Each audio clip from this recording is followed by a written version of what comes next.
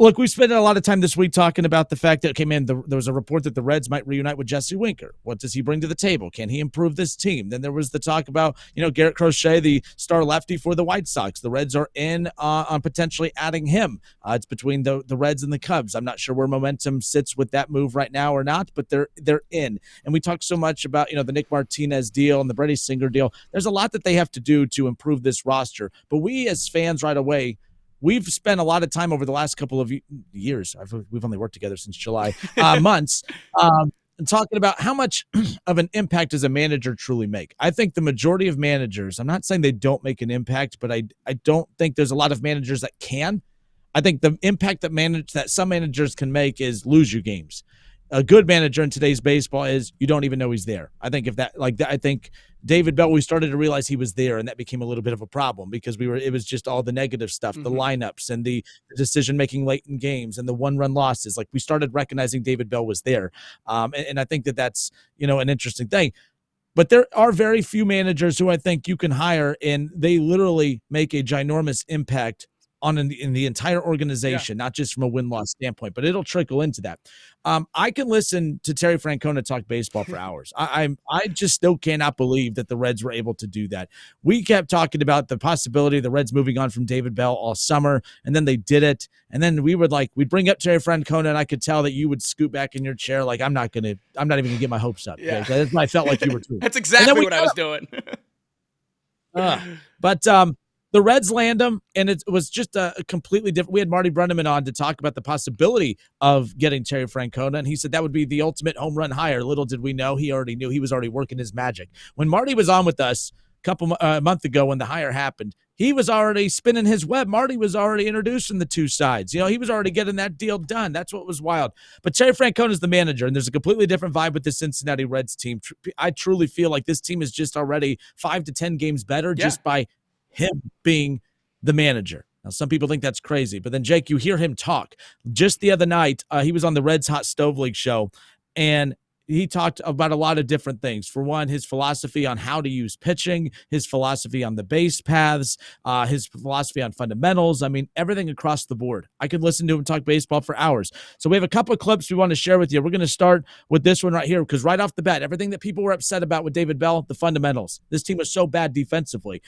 Ellie De La Cruz, we brought up the errors that he committed, right? And that's what people wanted to talk about the most with him, even though Jake's he dives into the advanced analytics to show us one of the best shortstop seasons ever, right? But we get so, even including me, not passing it to everyone else, I get so caught up on the errors. Fundamentals, that's what people want to see this team improve on the most. Here's what Terry Francona had to say the other night when it comes to his philosophy and their approach when it comes to the fundamentals with spring training coming up around the corner.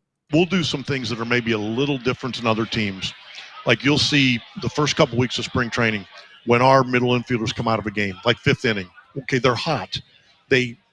Freddie Benavidez will go back to the complex with them, and we'll work them out for 20 minutes, half hour while they're hot. Because how many times do you really get it where they can go full speed? Right. You see them take their grounders in the morning, and that's all good, but it's not full speed. This is a way where we can do it full speed without beating them up, and we'll do a lot of things like that. We're going to run the bases. Like, you will not see very often when one of our regulars gets their last at bat, we will not pinch run for them, because I want them to understand that when they leave the batter's box, the game is just starting. And you said that earlier, and I love that. But then quote. when you pinch run for them, you're kind of telling them, well, you're not really living up to what you're saying.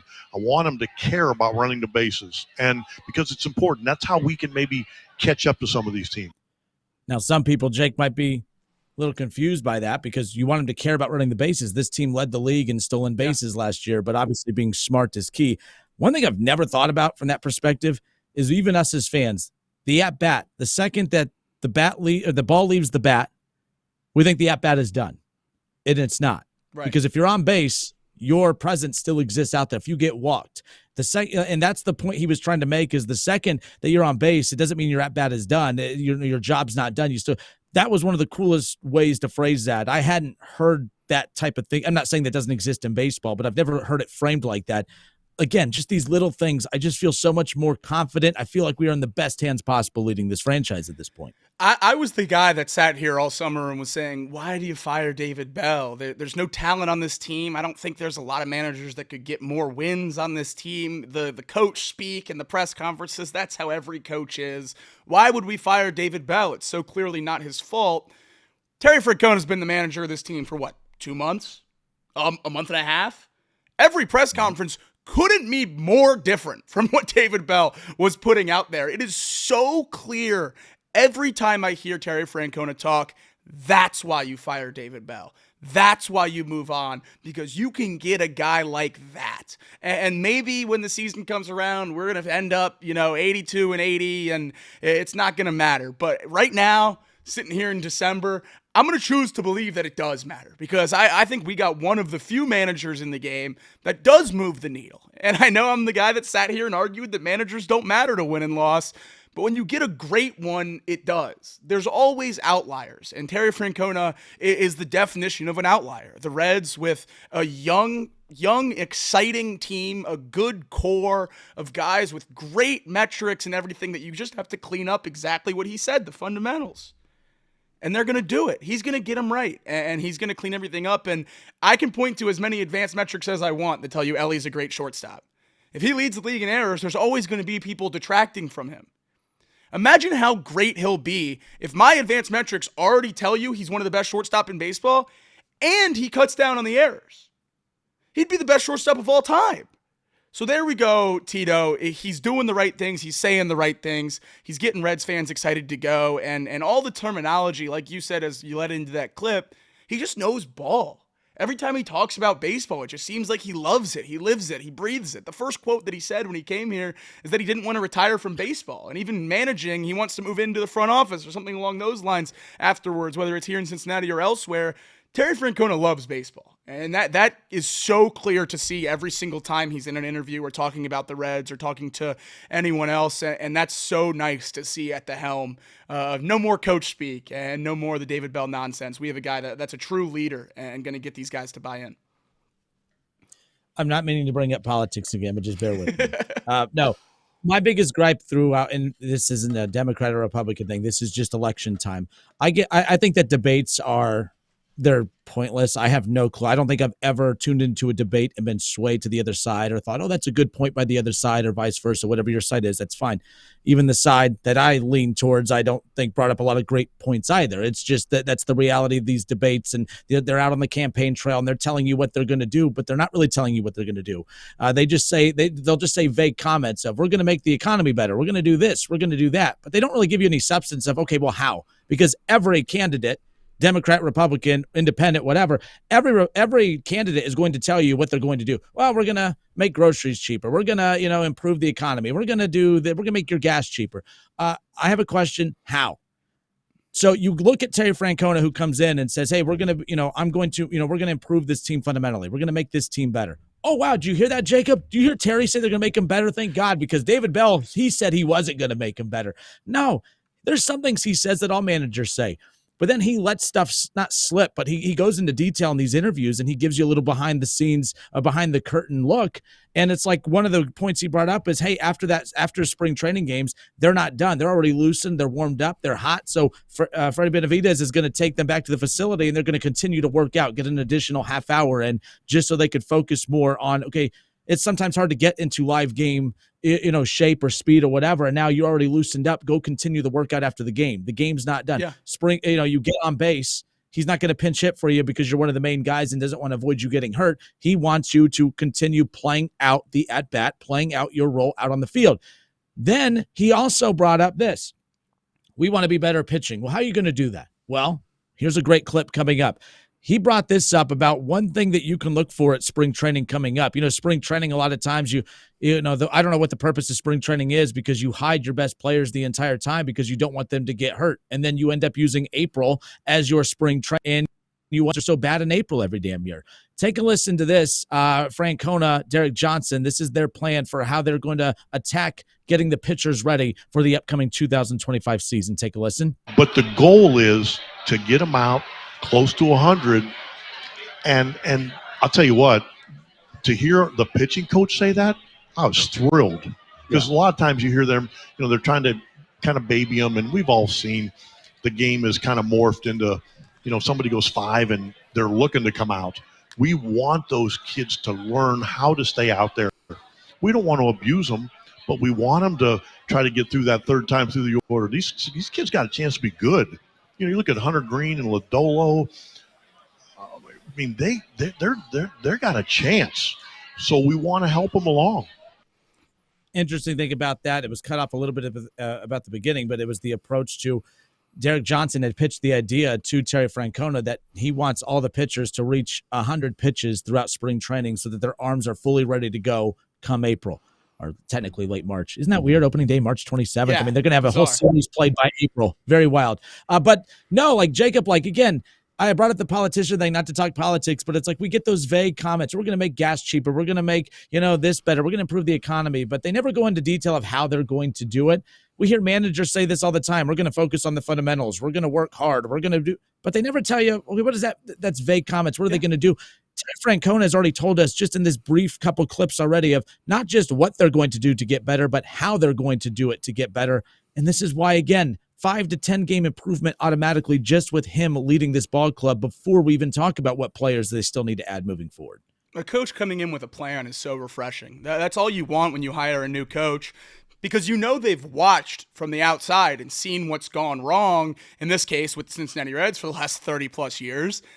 And they have to have ideas of how to change it, or they wouldn't have taken the job. Especially in Tito's case, he's retired. He's sitting at home. He's a Hall of Famer. He's not taking this job if he doesn't think, A, they can win relatively soon, and B, his plan is going to work to fix it. I like that he's laying it out in public for the fans, letting them know what's going on. And this specifically, getting to 100 pitches and stretching these guys out in spring training, I think is one of the best things that I've heard him say all offseason. Because what's the main concern with some of the guys in our rotation? I know Lodolo is more injuries, but in Andrew Abbott's case specifically, he seems to hit a wall late in the season every single year where he's putting up borderline all-star numbers. We're debating him as the long-term 3 of this rotation, blah, blah, blah, blah, blah. And then it hits the late season and he falls off a cliff and he's borderline unusable and that arm turns into absolute rubber. Maybe this spring training ramp up is going to be what combats that and gets these guys ready for a longer season and the ability to throw more pitches. And I really like Terry Francona noticing that as a major concern for the Reds this season and being willing to attack it during the offseason and having a plan to do so, not just saying we need guys to go longer in games and be more consistent in their starts. Every manager says that. He's telling you how he's going to get there and how he's going to get it done. And it's great to see. It really is. This is, after all we've been through in Cincinnati, managers in baseball, coaches in football, this is such a drastic change from every single one of them, at least in my lifetime. I mean, Dusty Baker's great, but I know at least most of this fan base didn't like him a whole lot at the end. So to have a manager and a coach that everyone is behind, at least for a little bit, depending on how this first season goes, that's great. A great feeling in Cincinnati. And it's not one we've had a lot, especially in the last 20 or so years. All right, last clip here on the way out. Again, Francona not just, talks about how they're going to try to improve fundamentally throughout spring training, the philosophy on how they're going to improve the pitching throughout spring training, but also gives his philosophical thoughts regarding the use of the bullpen, third time through the order. He weighs in on a couple things here I find very interesting. Take a listen. We're there to win. I do think as pitchers, you might give them some leash early on to prove whether maybe they deserve the right to go through the third time. Right. Also saying that there's times when a kid's pitched a good game, and if I don't think he has enough left to get through the inning, I'll just take him out. Because what I don't want him to do is maybe go 6 good innings, have a walk and a bloop, and all of a sudden he's on the hook for the loss if he didn't have a legitimate chance to get through that next inning. You got to save your bullpen, right? Well, is that part of the fine line? He's shaking his head. Yes. Of course. Yeah. I mean, I have a bullpen card that is probably my most important piece of paper, because if you abuse that bullpen, they have no chance of being good, and that derails your season. My biggest takeaway from that, and there was more context to that conversation as well with Francona on the Reds Hot Stove the other night. They asked him about the third time through the order. One of the other things that he kind of went into detail on is we got to stop taking these principles, rules, and abiding by them so tight. Yeah. Third time through the order, we got to get him out. What I heard there is we know statistically that guys struggle third time through the order. He's saying it's going to be a case-by-case basis. Perfect. It's going to be one of those, if he feels he can make it through the third time through the order, he'll leave him out there. If he feels like, man, I don't know, I don't want to rock the confidence of this kid or potentially, end up putting him in a position where he's going to walk a batter and him be responsible for the loss. Oh, I don't know. Maybe that's called managing the game, not having a manual that says, third time through the order, the book says we got to take him out. Yeah. Well, how do you think his arm looks, coach? How do you think he feels? Oh, I don't know. The manual says I have to take him out now. That's what baseball has become. And that's why I'm so aggressively against all that stuff, because it's one thing to have a cheat sheet and it's another thing to just live and die by it. When you have a baseball mind like Terry Francona, he's going to use that information to make the best decisions possible while also using the knowledge and feel in his gut when it comes to baseball. That was my other big key takeaway from that as well. Yeah, analytics are such a huge part of baseball, as they are in really every sport now. You see it in football, which was really the last sport to go analytically. Now they're popping up percentages of whether or not you should go for fourth downs in NFL games. Analytics are in every single sport, and every single coach uses them, whether you like it or not. And the debate is always just how much you should use them and how much you should live like that they are law. And I think that's the biggest thing, and that's why you see the great coaches use them to their advantage, because analytics tell you things that help you win games. That's the truth. This is knowledge that coaches haven't had in the past, and it can absolutely result in wins. But it's also important for your coach to look at your team and your situation with your unique players and say, okay, analytics tell me to do this, but I know my guys. I know this roster. I know this team, and we're going to go the other way because that's what's best for this group. And that's what sets Terry Francona apart from David Bell. David Bell seemingly looked at a list and he said, all right, the iPad tells you to go here, you're going there.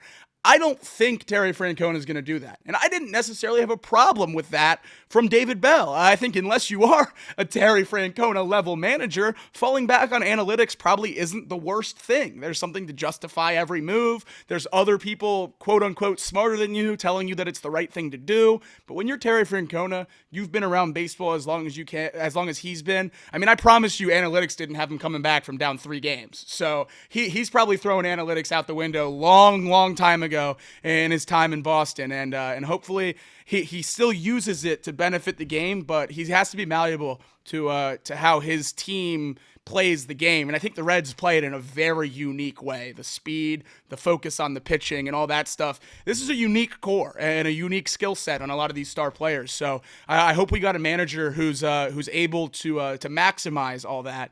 I saw Fred M in our chat as we're playing these clips. He's ready to run through a brick wall, it seems like. He says he's going to go get a Terry Francona jersey before the start of the season. Well, Fred, you're late to the party, pal. You're late to the party, pal.